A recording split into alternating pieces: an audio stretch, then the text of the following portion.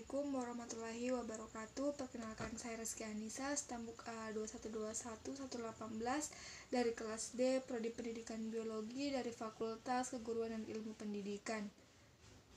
Baik, di sini saya akan membuat video pembelajaran mata kuliah Biologi Umum, dosen pengampu Ibu Raya Agni, SPD MPD, dengan tema asas-asas lingkungan.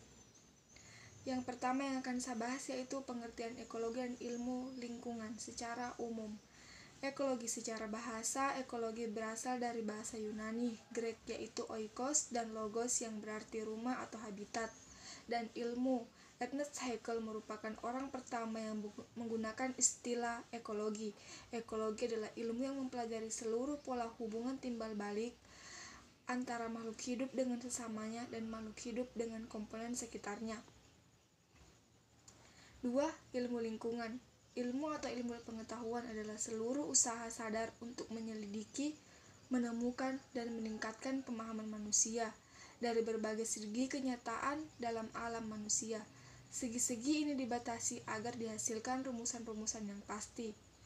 Ilmu memberikan kepastian dengan membatasi lingkup pandangannya, dan kepastian ilmu-ilmu diperoleh dari keterbatasannya. Pengertian lingkungan adalah segala sesuatu yang ada di sekitar manusia yang memengaruhi perkembangan kehidupan manusia baik langsung maupun tidak langsung. Selanjutnya, asas-asas pengetahuan lingkungan. Pengetahuan lingkungan memiliki beberapa asas dalam pengembangannya. Asas-asas tersebut diantaranya yaitu yang pertama, asas 1, hukum termodinamika.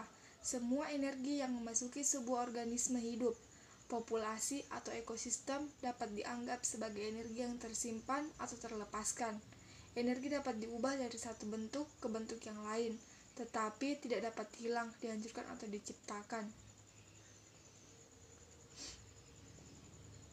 Asas kedua, tidak ada sistem pengubahan energi yang betul-betul efisien.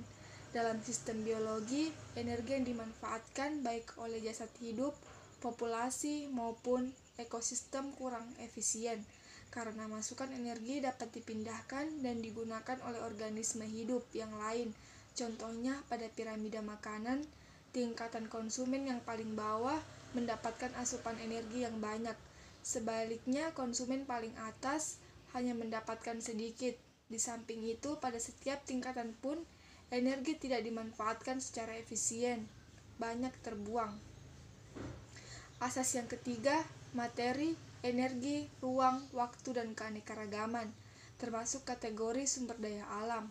Pengubahan energi oleh sistem biologi harus berlangsung pada kecepatan yang sebanding dengan adanya materi dan energi di lingkungannya.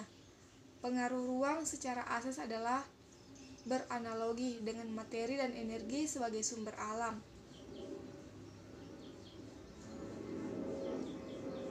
Asas yang keempat, individu dan spesies yang mempunyai lebih banyak keturunan daripada saingannya cenderung berhasil mengalahkan saingannya. Asas ini adalah pernyataan teori Darwin dan Wallace. Pada jasad hidup terdapat perbedaan sifat keturunan dalam hal tingkat adaptasi terhadap faktor lingkungan fisik atau biologi. Kemudian timbul kenaikan kepadatan populasinya, sehingga timbul persaingan. Jasad hidup yang kurang mampu beradaptasi akan kalah dalam persaingan. Dapat diartikan pula bahwa jasad hidup yang adaptif akan mampu menghasilkan banyak keturunan daripada yang non-adaptif. Asas yang kelima, sebuah habitat dapat jenuh atau tidak oleh keanekaragaman takson, bergantung kepada bagaimana niche dalam lingkungan hidup itu dapat memisahkan takson tersebut. Pada asas ini menyatakan bahwa setiap spesies mempunyai niche tertentu, sehingga spesies-spesies tersebut dapat berdampingan satu sama lain tanpa berkompetisi, karena satu sama lain mempunyai kepentingan dan fungsi yang berbeda di alam.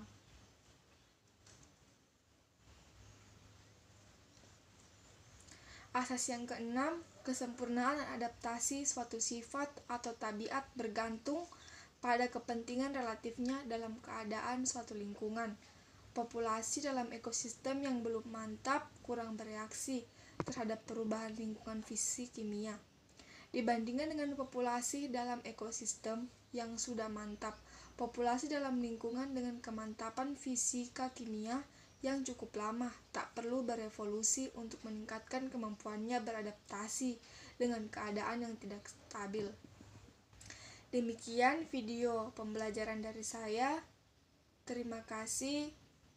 Kurang dan lebihnya mohon dimaafkan. Wassalamualaikum warahmatullahi wabarakatuh.